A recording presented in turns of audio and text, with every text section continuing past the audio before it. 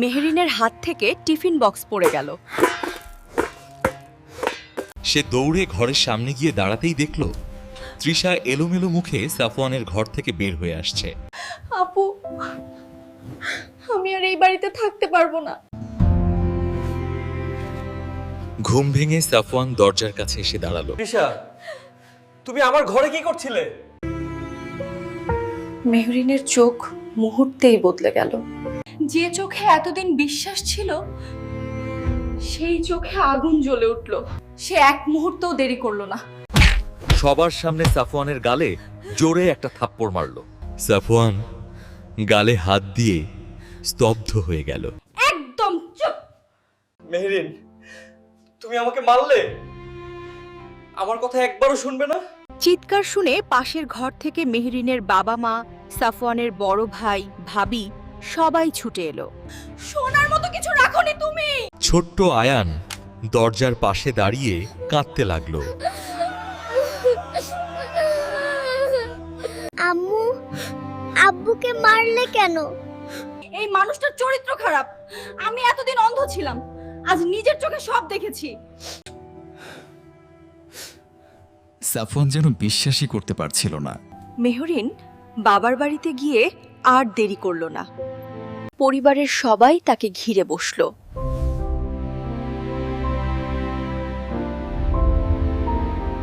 কেউ বলল এমন মানুষকে ছাড়তে নেই। আইনের সাহায্য নাও।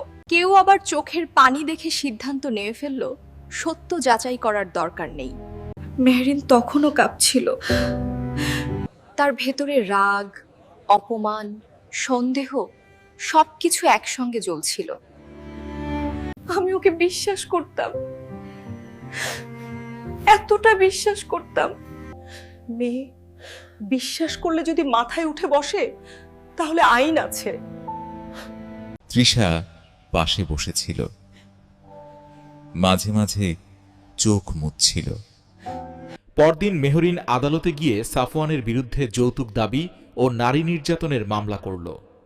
কাগজে অভিযোগ লেখা হলো। এমন ভাষায় লেখা হলো যেন সাফওয়ান কোনোদিন মানুষ ছিল না।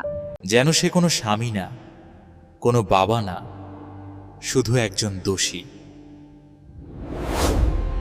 মামলার খবর ছড়িয়ে পড়তে সময় লাগলো না।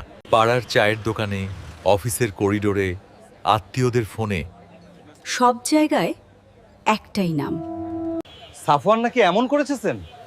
স্ত্রী মামলা করেছে মানে নিশ্চয়ই কিছু আছে। বাচ্চা ছেলে আছে, তবু মানুষটা এমন। সাফওয়ান অফিসে গিয়ে মাথা নিচু করে বসেছিল। তার বস তাকে রুমে ডাকলেন। সাফওয়ান, তোমার বিরুদ্ধে গুরুতর অভিযোগ উঠেছে। স্যার, অভিযোগ উঠেছে, প্রমাণ হয়নি। আমি নির্দোষ। ব্যক্তিগতভাবে তোমাকে ভালো মানুষ বলেই জানতাম, কিন্তু কোম্পানিরও একটা ভাবমূর্তি আছে। আপাতত তুমি অফিসে এসো না।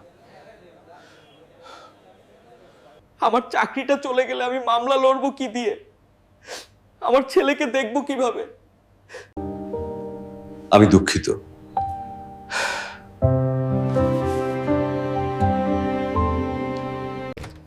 সেই দুঃখিত শব্দটা সাফওয়ানের জীবনে আরেকটা দরজা বন্ধ করে দিল। বিকেলে সে মেহরিনের বাবার বাড়ির সামনে গিয়ে দাঁড়ালো। অনেকক্ষণ সাহস জোগাড় করে দরজায় কড়া নাড়ল। দরজা খুললেন মেহরিনের বাবা। আমি কাউকে নিতে আসিনি, আমি ঝগড়া করতে আসিনি। আমি শুধু আয়ানকে একবার দেখতে চাই। ভেতর থেকে আয়ানের কণ্ঠ ভেসে এলো, আব্বু। হ্যাঁ বাবা, আব্বু এসেছে। সে দরজার দিকে এগোতেই মেহরিন এসে দাঁড়ালো। সাফওয়ান থেমে গেল। ওর নাম ধরে ডাকবে না। মেহরিন, আমি শুধু ওকে দেখতে চাই, কাছে যাব না। মামলা চলতে লাগলো। সকাল মানেই আদালত, দুপুর মানেই আইনজীবীর অফিস, বিকেল মানেই মানুষের চোখে তীর, আর রাত মানেই আয়ানের ছবির সামনে এক বাবার কান্না। সাফওয়ানের হাতে টাকা ছিল না, চাকরি নেই, সঞ্চয় শেষ, আত্মীয়রা দূরে। যারা একসময় তাকে ভাই বলে ডাকত তারা ফোন ধরতো না। কেউ কেউ সরাসরি বলতো, এমন ঝামেলায় আমাদের নাম জড়িও না। একদিন বাজারে সে চাল কিনতে গিয়েছিল। কি সাফওয়ান, আদালত কেমন চলছেই? লোকটার কণ্ঠে সহানুভূতি ছিল না, ছিল কৌতূহল। সাফওয়ান শান্তভাবে বলল, দোয়া করবেন ভাই, সত্য যেন প্রমাণ হয়। সবাই তো নিজেকে নির্দোষী বলে। এই একটা বাক্য শুনে সাফওয়ান কিছুক্ষণ স্থির দাঁড়িয়ে থাকল। তার মনে হলো আদালতের রায় আসার আগেই সমাজ তাকে সাজা দিয়ে দিয়েছে। আদালতে দাঁড়িয়ে সাফওয়ান বারবার বলতো, আমি যৌতুক চাইনি, আমি স্ত্রীকে নির্যাতন করিনি, আমি তৃষার সঙ্গে কোনো অশোভন আচরণ করিনি, আমাকে ফাঁসানো হয়েছে। কিন্তু অভিযোগের ভাষা ভারী ছিল, মানুষের কান্না ভারী ছিল।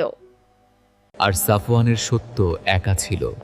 একদিন শুনানির দিন আদালতের বাইরে সে আয়ানকে দেখল। আয়ান নানির হাত ধরে দাঁড়িয়েছিল।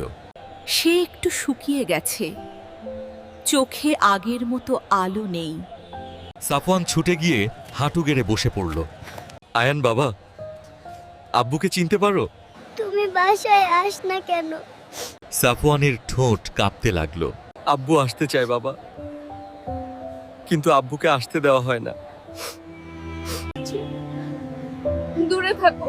মেহরিন, ওর সামনে আমাকে এভাবে সরিও না। ও ভাববে আমি খারাপ মানুষ। ও সত্য জানুক। যে সত্য তুমি নিজেও জানো না, সেটা ওকে কিভাবে শেখাবে? আমি যা দেখেছি তাই যথেষ্ট। চোখ অনেক সময় দৃশ্য দেখে মেহরিন, কিন্তু সত্য দেখতে হলে মন লাগে। তৃষা পাশে দাঁড়িয়েছিল। এক মুহূর্তের জন্য তার মুখ ফ্যাকাশে হয়ে গেল। কিন্তু সে আবার নিজেকে সামলে নিল। মামলার খরচ চালাতে সাফওয়ান ঘরের জিনিস বিক্রি করতে লাগলো। প্রথমে টিভি, তারপর ফ্রিজ, তারপর নিজের বিয়ের সময় কেনা ঘড়ি। শেষে আয়ানের জন্য কেনা ছোট্ট লাল সাইকেলটাও বিক্রি করতে হলো। দোকানদার সাইকেল দেখে বলল, বাচ্চা বড় হয়ে গেছে নাকি? না ভাই, বাচ্চাটা বাবার কাছ থেকে দূরে চলে গেছে। জেলের প্রথম রাতটা সাফওয়ানের কাছে রাত ছিল না, একটা দীর্ঘ শাস্তি ছিল। চারপাশে অচেনা দেয়াল, অচেনা মানুষ, অচেনা শব্দ, কিন্তু তার ভেতরের শব্দ ছিল একটাই, আয়ানের কান্না। আব্বু, তুমি কোথায় যাবে? সে বারবার চোখ বন্ধ করত, বারবার সেই মুখ ভেসে উঠত। ছোট্ট আয়ান বাবার গলা জড়িয়ে ধরে ঘুমাতো। রাতের বেলা পানি খেতে উঠে বলতো, আব্বু, ভূত আছে? আব্বু থাকলে কোনো ভূত আসে না। আজ সেই বাবাই ছেলের পাশে নেই। জেলের ভেতরে এক বৃদ্ধ বন্দী ছিল, নাম করিম চাচা। তিনি একদিন সাফওয়ানকে জিজ্ঞেস করলেন, বাবা, তুমি রাতে কার নাম ধরে কাঁদো? আমার ছেলের নাম আয়ান, ও জানে না তার বাবা কোথায়। মানুষের শরীর বন্দি করা সহজ, কিন্তু সন্তানের জন্য বাবার কান্না বন্দি করা যায় না। প্রতিটি চিঠির শুরুতে থাকত, প্রিয় আয়ান, আজ তোমার আব্বু তোমাকে খুব মনে করেছে। সে জানত হয়তো চিঠিগুলো কখনো আয়ানের হাতে পৌঁছাবে না, তবু লিখত। কারণ চিঠিগুলো না লিখলে সে বাঁচতে পারত না। একদিন সে মেহরিনকে চিঠি লিখল, আমি তোমার কাছে স্বামী হিসাবে কিছু চাই না, তুমি আমাকে মুছে ফেলতে পারো। কিন্তু আয়ানের কাছে আমাকে পুরোপুরি মুছে দিও না।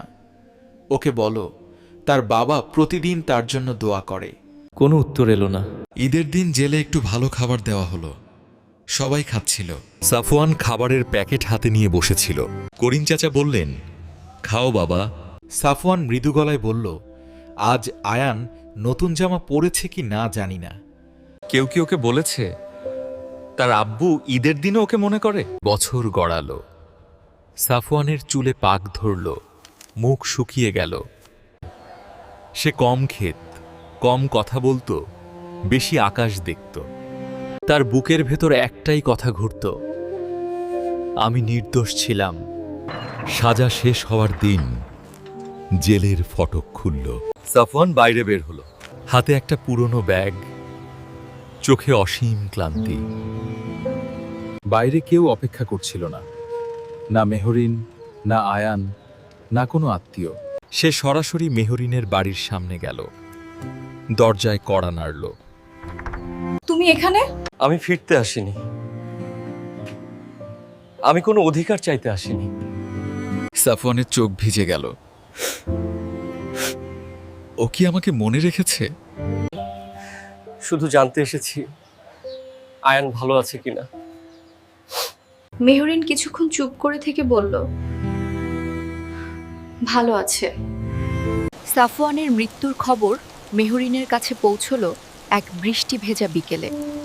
ফোনের ওপাশ থেকে কেউ বলল, আপা, সাফওয়ান ভাই আর নেই।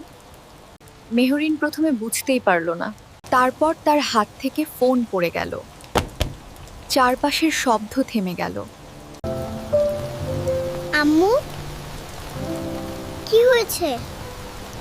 মেহরিন ছেলেকে জড়িয়ে ধরল, কিন্তু বুকের ভেতর যেন কেউ পাথর বসিয়ে দিল। সাফওয়ানের শেষ কথাগুলো কানে বাজতে লাগলো। সত্য একদিন আসবেই, শুধু দোয়া করি খুব দেরি না হয়ে যায়। সেই রাত থেকে মেহরিন ঘুমাতে পারত না। চোখ বন্ধ করলেই দেখত সাফওয়ান দরজার সামনে মাটিতে বসে বলছে, আমার ছেলেকে একবার দেখতে দাও। আদালতের বাইরে আয়ানের দিকে হাত বাড়াচ্ছে। জেলের ফটক থেকে একা বের হয়ে আসছে। আমি ভুল করিনি, আমি যা দেখেছি তার উপর ভিত্তি করেই করেছি। কিন্তু বুকের ভেতরের আরেকটা কণ্ঠ বলতো, তুমি কি সত্যই সব দেখেছিলে, না শুধু একটা সাজানো দৃশ্য দেখেছিলে? মুখে অস্থিরতা, চোখে ভয়। মেহরিন খেয়াল করল তৃষা বারবার ফোন লুকাচ্ছে। কয়েকদিন পর তৃষা তাদের বাড়িতে এলো। আগের মতো হাসি খুশি না। একটু পর তৃষা গোসল করতে গেলে ফোনটা ড্রয়িং রুমের সোফায় পড়ে রইল। হঠাৎ ফোনে নোটিফিকেশন এলো। স্ক্রিনে একটা পুরনো ফোল্ডারের নাম ভেসে উঠল, এস। মেহরিনের বুক ধড়ফড় করতে লাগলো। সে ফোনটা হাতে নিল। পাসওয়ার্ড ছিল না। গ্যালারি খুলতেই তার শরীর ঠান্ডা হয়ে গেল। ফোনে সাফওয়ানের অসংখ্য ছবি। ঘুমিয়ে থাকা সাফওয়ান, বারান্দায় দাঁড়িয়ে থাকা সাফওয়ান, অফিসের শার্ট পরা সাফওয়ান, রান্নাঘরে পানি খাওয়ার সময়ের ছবি, ঘরের ভেতরে লুকিয়ে তোলা ব্যক্তিগত মুহূর্তের ছবি। এমন ছবি যা দেখে বোঝা যায় সাফওয়ান জানতই না কেউ তাকে দেখছে। মেহরিনের হাত কাঁপতে লাগলো।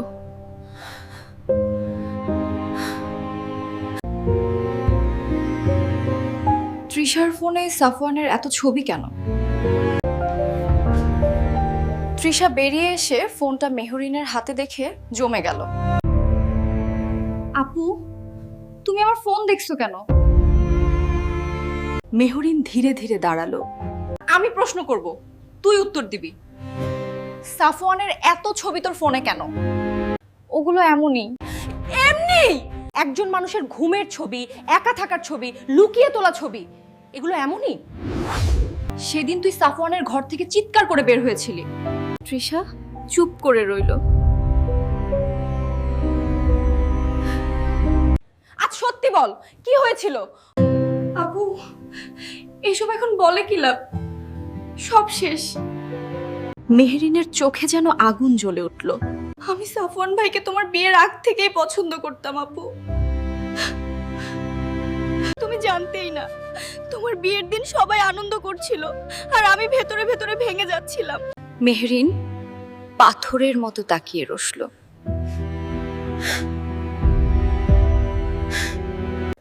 তুই আমার বোন হয়ে আমার স্বামীকে ভালোবাসতি।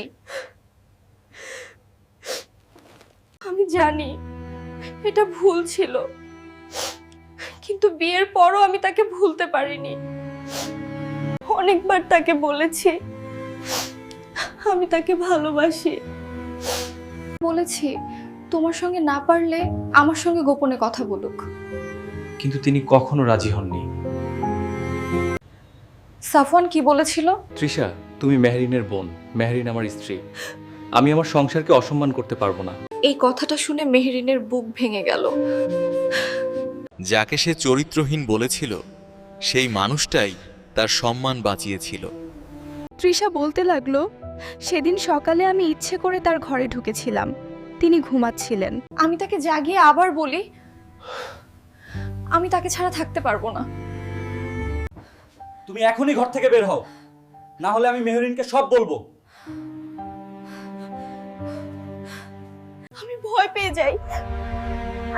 ভাবলাম তুমি জানলে আমাকে ঘৃণা করবে, তাই আমি চিৎকার করে বের হয়ে নাটক করি। নাটক? তোর নাটকে একটা মানুষ জেলে গেল, তার চাকরি গেল, সমাজে মুখ দেখাতে পারলো না,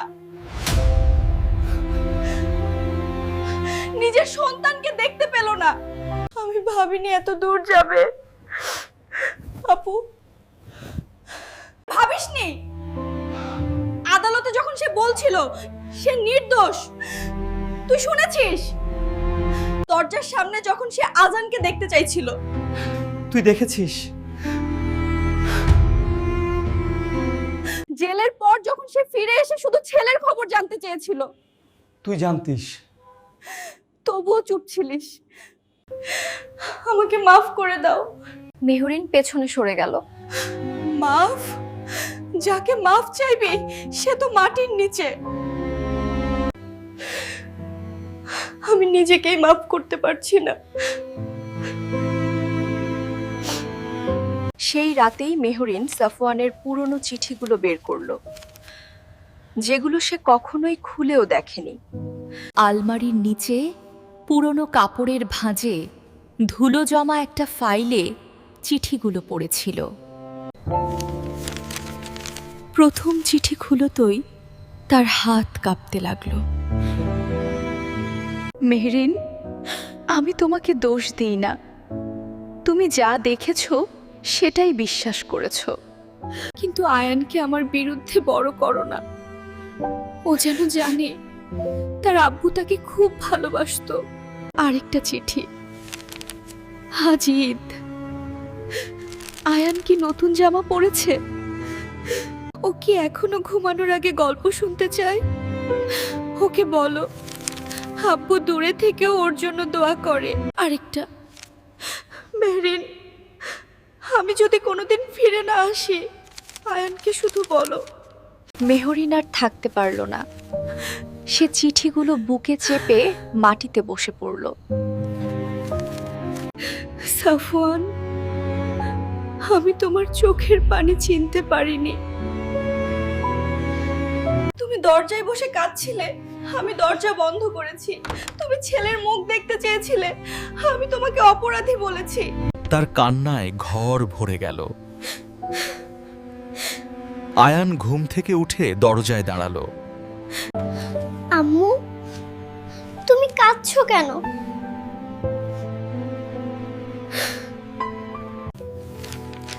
বাবা, তোমার আব্বু খারাপ মানুষ ছিল না।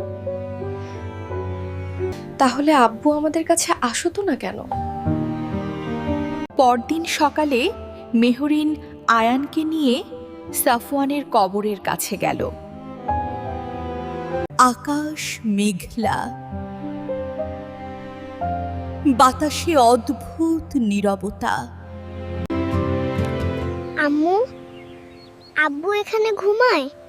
হ্যাঁ বাবা, তোমার আব্বু অনেক কষ্ট পেয়ে ঘুমিয়ে গেছে। আব্বু, আমি এসেছি। তুমি গল্প বলবে? এই কথা শুনে মেহরিন কবরের পাশে বসে ভেঙে পড়ল। সাফওয়ান, তুমি বলেছিলে সত্য একদিন আসবে। সত্য এসেছে, কিন্তু তুমি নেই। আমি তোমার কাছে বিচার চাইতে পারবো না, ক্ষমাও চাইতে পারবো না। আমি শুধু আয়ানকে সত্য বলবো বলবো তার বাবা পৃথিবীর সবচেয়ে অসহায় ভালো মানুষ ছিল। বাতাসে শুকনো পাতা উড়ে এলো। মনে হলো কেউ খুব নীরবে বলে গেল। কিছু মানুষ চলে যাওয়ার পরই আমরা বুঝি তারা দোষী ছিল না, তারা শুধু সময় মতো বিশ্বাস পায়নি।